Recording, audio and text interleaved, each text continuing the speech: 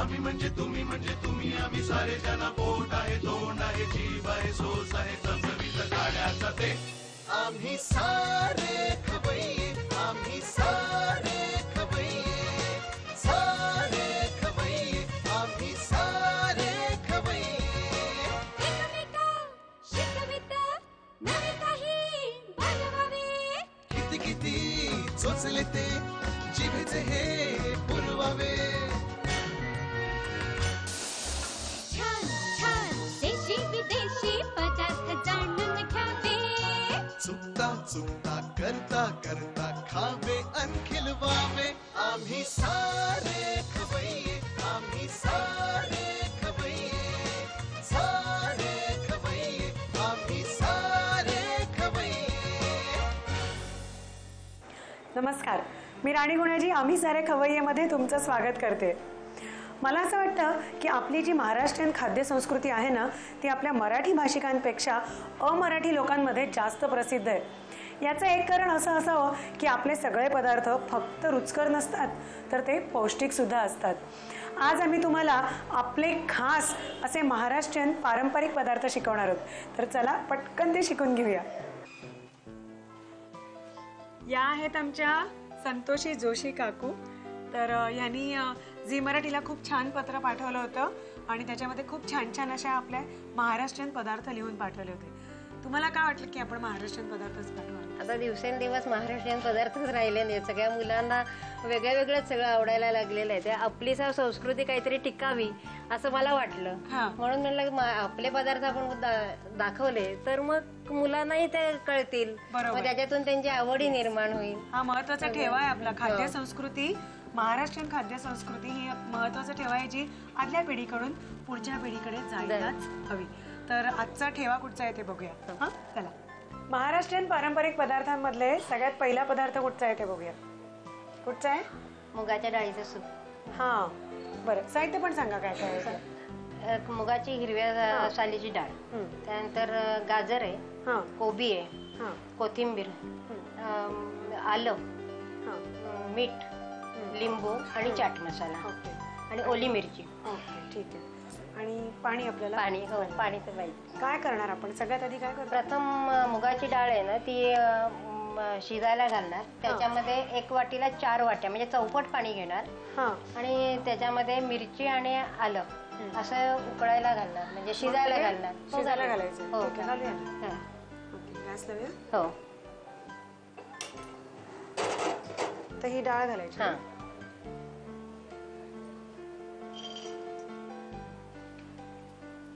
1 वाटी डाळ आणि त्याला हे 4 वाट्या पाणी. ओके.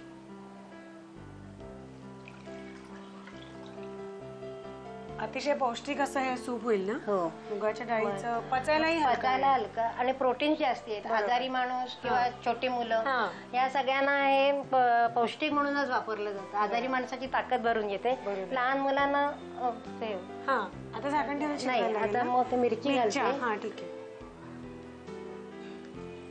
आणि थोडं आलं. ओके. आलं स्वादासाठी लागतं.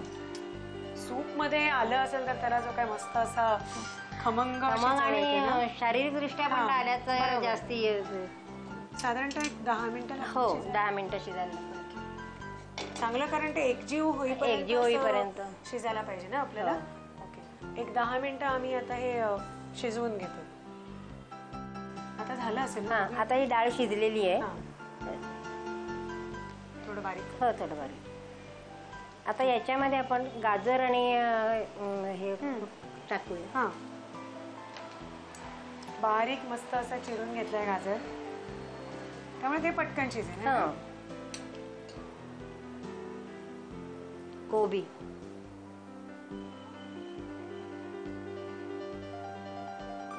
कोथिंबीर,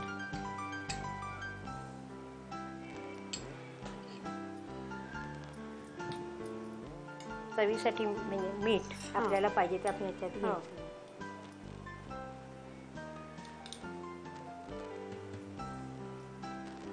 आणि मिरी पावडर नाही. आता हा चाट मसाला जेव्हा आपण खायला देतो तेव्हा घालायचं म्हणजे आपल्याला स्वादानुसार घेता येतात. बरोबर. आणि उकळताना लिंबू रस चालत नाही ना, कडू होतं. कारण करून ठेवलं की त्याला कडवटपणा येतो, त्यामुळे वस्तू उकळताना कधीच लिंबू घालून नाही. बरोबर. या अशा छोट्या छोट्या टिप्स नक्की लक्षात ठेवत जा. आता हे आता मंद हे गॅसवरती उकळू दे ना. बंद झालं तरी चालेल, कारण तेवढं पटकन होतं. हा, भाज्या इतक्या बारीक मस्त चिरल्या आहेत की त्या पटकन झाल्या. ठीक आहे, आता आपण हे बंद करूया. आमचं सूप आता तयार झालेलं आहे हो ना एकदम. तर आपण सूप ही गोष्ट अशी आहे की ती अशी छान सजवल्याशिवाय खाण्यात काही मजा नाही. तर आम्ही ते मस्तपैकी सजवतो. तोपर्यंत तुम्ही साहित्य आणि कृती लिहून घ्या. मुगाच्या डाळीचं सूप तयार करण्यासाठी लागणारं साहित्य: मुगाची हिरव्या सालीची डाळ, बारीक चिरलेलं गाजर आणि कोबी, कोथिंबीर, आलं, मीठ, लिंबू, चाट मसाला, ओली मिरची आणि पाणी.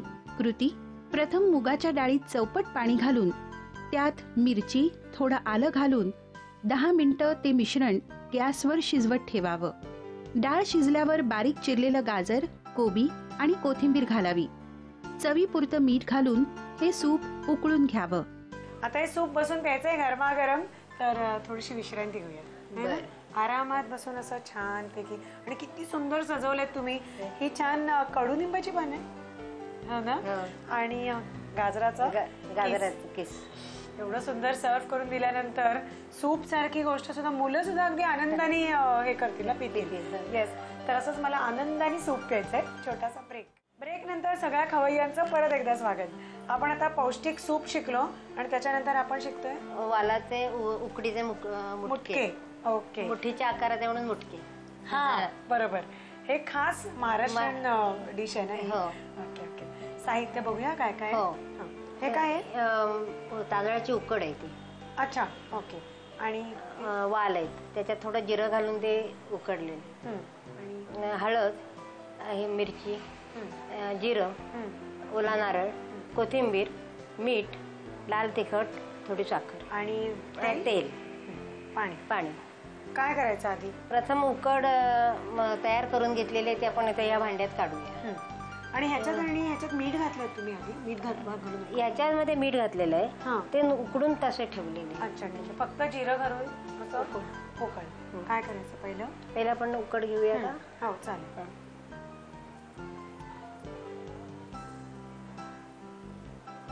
हे थोडं तेल आणि पाणी लावून मळून घेते.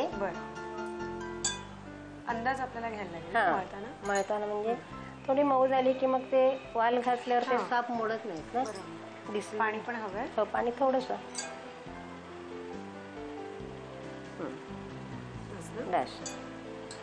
तेल हवंय अजून? तेल नंतर लागेल. आता काय काय देऊ? आता वाल घाला.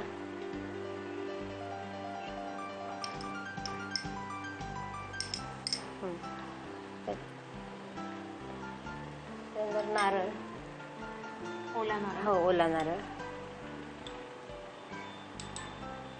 मीठ, वाटलेली मिरची,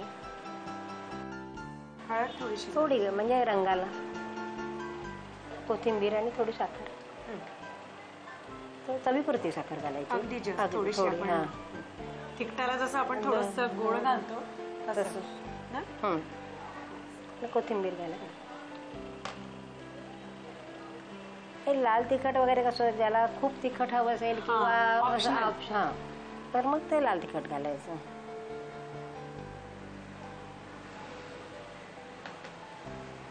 हे चांगलं आता मळून घेतलं ना, मग नंतर मग मुटके करायचे. ते हे असे मुठीच्या आकाराचे करतो म्हणून त्याला मुटके म्हणतात.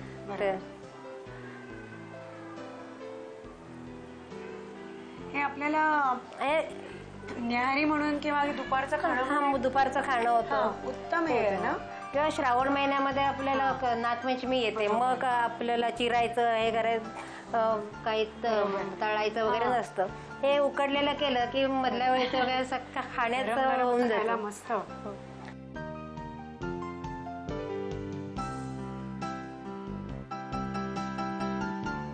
मुटके तयार झालेले आहेत, तर ते आता उकडायचे ना मोदक पात्रात. ठीक आहे, ठेवूया. हो.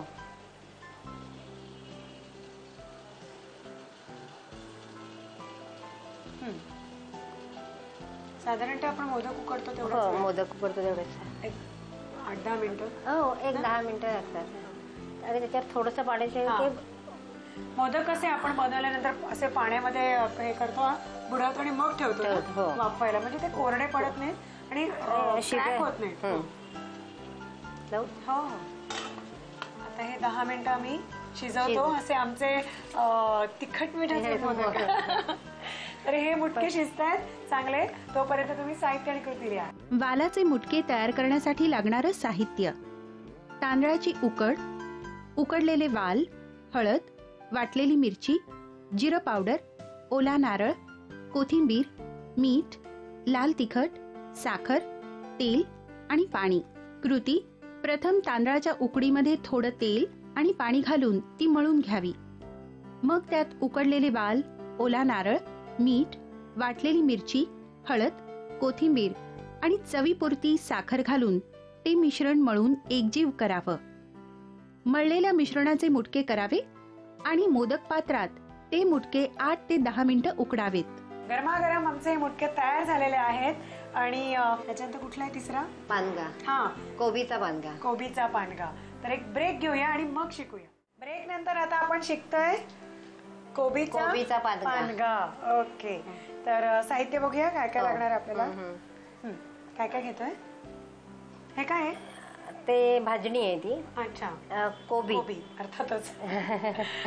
बटाटे, हा, वाटाणा, कांदा, गोडा मसाला. गोडा मसाला. ओके. आणि हे कसलं पीठ आहे? चण्याच्या डाळीचं पीठ आहे, पण अच्छा. ते भाजून ठेवलंय. भाजून ठेवलेलं. बरोबर. आणि हे सगळं हिंग, हा, ओला नारळ, हा, लाल तिखट, मीठ, हळद, वाटलेली मिरची, कोथिंबीर आणि ते सोडा. आणि हे काय? तांदळाची पिठी. तांदळाची पिठी. साहित्य बघितलं आपण सगळं. आता काय? आता हे कोबी आणि बटाटा वाफवून घेऊया. बरं. म्हणजे तेलावरती टाकून घेऊया. तेलावरती. साधारणतः किती तेल घालणार? साधारण 3-4 चमचे घालणार. बरं. बटाटा आणि कोबी दोन्ही घालायचं. आधी बटाटा टाकते, म्हणजे बटाटा जरा शिजायला वेळ लागतो. हा, हा. कोबी पटकन होतं. ते खूप शिजवायचं नाहीये आपल्याला, कुरकुरीतच ठेवायचं. हा. ते आणि बाकीच्या त्या ह्याच्यात पाण्यावर मिक्स केल्यावर ते उकडताना शिजणारच आहे. बटाटा घातला आपण हा, आता बटाटा घातला, तो जरा असा परतून घेऊया आपण. आणि मग आता वरती कोबी टाकूया आणि 1 मिनिट वाफ काढूया. बरं.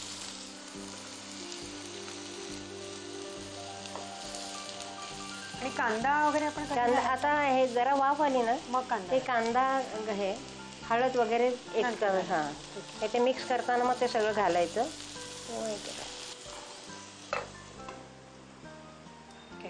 एक 2-3 मिनिटं. 2 मिनिटात वाफ येईल. हा, 2-3 मिनिटं वाफ. बघूया वाफ. हो, वाफ आलेली आहे.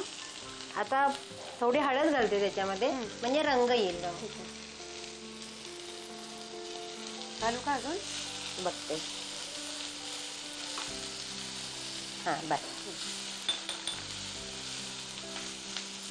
आता परत 1 मिनिटभर वाफ काढायला. 1 मिनिट वाफ काढते. आता हे बंद करणार गॅस आणि मटार आणि कांदा घालून टाकणार त्याच्यामध्ये. ठीक आहे. शिजलेलं आहे मला वाटतं ना ते. हा, ते बटाटा थोडा शिजण्यासाठी म्हणून, बाकी हे उकडताना सगळं शिजलं जातं. कांदा. हो, कांदा आणि हे बंद करू. हो हो, चालेल. हे थोडं. हा, बस. कांदा कांदा घाला, पाऊण तरी घाला. आता याच्यातच सगळं मीठ वगैरे सगळं घालायचं. अच्छा. हा मसाला. हा, गोडा मसाला. गोडा मसाला. तो किती घालता? 1 चमचा. हो, घाला. तर वास यायला लागतो ना. हा. सगळे जिन्नस आता घालायचे. हिंग. हिंग थोडं घालू. हो, घाला. त्याच्यानंतर ती वाटलेली मिरची आहे ती घाला.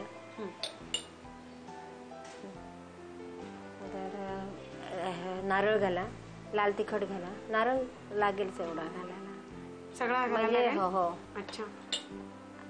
लाल मिरची 1 चमचा घाला.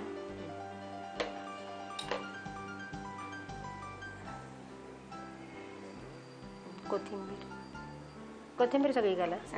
हो. मीठ आपल्याला चवीप्रमाणे घालायचं असतं. मीठ घाला. मीठ आपण काकू त्या ह्याच्याप्रमाणे पण घ्यायला पाहिजे ना, पिठाच्या अंदाजाने.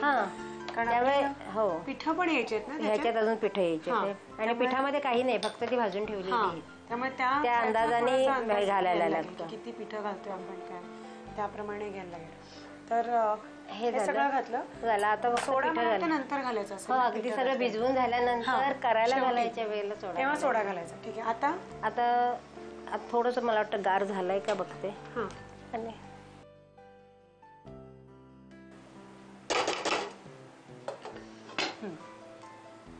आता हे आपल्याला थोडासा मसाला त्याच्यामध्ये मुरण्यासाठी 2 मिनिटं झाकण ठेवतो आणि नंतर ते गार करून घेतो. हे आता आपलं सगळ्या भाजीचं जे आपण मिश्रण तयार केलं होतं ते रेडी झालंय.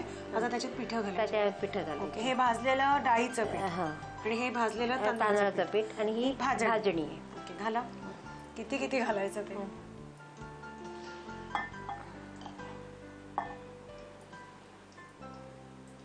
डाळीचं पीठ थोडं कमी घ्यायचं ना तांदूळच्या पिठापेक्षा. ते दोन्ही सेम चालतं ऍक्च्युली. आणि नाही केलं नुसती भाजणी घालून केलं तरीही चालतो. अच्छा. भाजणीचं पण मस्त त्याला स्वाद चांगला येतो. ओके. आता हे पाणी घालून भिजवायचं. ओके.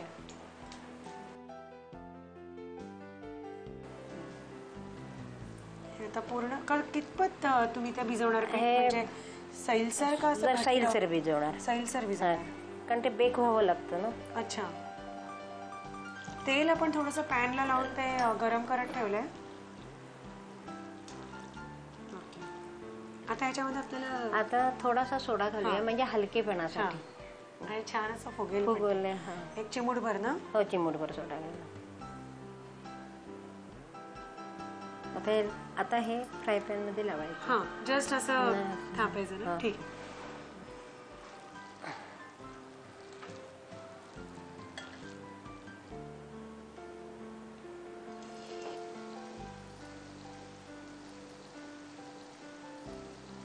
पूर्ण लावून घेऊन मग गॅस चालू करायचा. ठीक आहे. हे लावून झालंय. आता हा तळाला लागू नये म्हणून आपण हे तवा ठेवूया खाली आणि मग गॅस लावूया. बरं.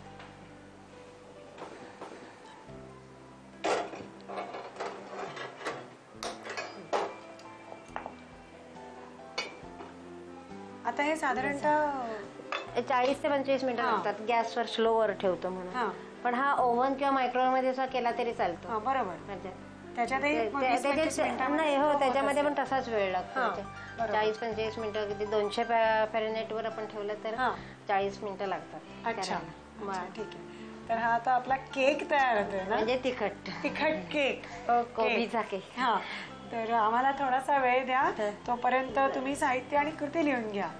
कोबीचा पानगा तयार करण्यासाठी लागणारं साहित्य: भाजणी, कोबी, बटाटे, वाटाणा, कांदा, गोडा मसाला, चण्याच्या डाळीचं भाजलेलं पीठ, हिंग, ओला नारळ, लाल तिखट, मीठ, हळद, वाटलेली मिरची, कोथिंबीर, सोडा, तांदळाची भाजलेली पिठी.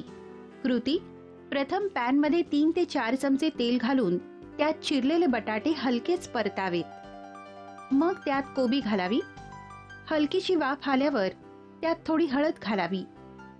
मिश्रण पुन्हा थोडं शिजवून त्यात वाटाणा, कांदा, गोडा मसाला, हिंग, वाटलेली मिरची, ओला नारळ, तिखट, कोथिंबीर आणि मीठ घालून ते मिश्रण एकजीव करावं. तयार मिश्रणात भाजलेलं तांदळाचं पीठ, डाळीचं पीठ, भाजणी आणि पाणी व थोडा सोडा घालून ते मिश्रण एकजीव करावं. तयार मिश्रण पॅनवर थापून 40 ते 45 मिनिटं गॅसवर शिजवत ठेवावं. आपल्या महाराष्ट्रीयन पंगतीची तयारी आता मस्त जोरदार अशी झालेली आहे. सनई चौघडा वगैरे पण मागवायचा का आपण? तयार आहे आमच्याकडे. हरकत नाही. इतकं छान सजवलं तुम्ही. केळीचं पान आहे, झेंडूची फुलं आहेत. हे सगळं पाहिजेच आपलं महाराष्ट्रीयन सगळं खाणं म्हटलं की. तर थँक्यू व्हेरी मच. आम्ही झी मराठीकडनं आणि आमच्या आम्ही सारे खवय्येच्या टीमकडनं तुमचे आभार मानतो. थँक्यू. तुम्ही पण मला तुमच्या याच्यात संधी दिली त्यामुळे आम्हीही सर्व जोशी परिवाराप्रत्येक आपलं आभार मानतो. खूप मजा आली. Thank you very much. आता सनई चौघड्याची व्यवस्था केलेली आहेत ना तुम्ही? ती आता आम्ही चालू करतो आणि हा आमची महाराष्ट्रीयन पंगत सजवायची आहे. ठकू, आमच्याकडे महाराष्ट्रीयन ठकू पण आहे. गौर आम्ही सजवलेली आहे. तर आता आम्ही कसं कसं बनवलंय, काय काय बनवलंय बघा.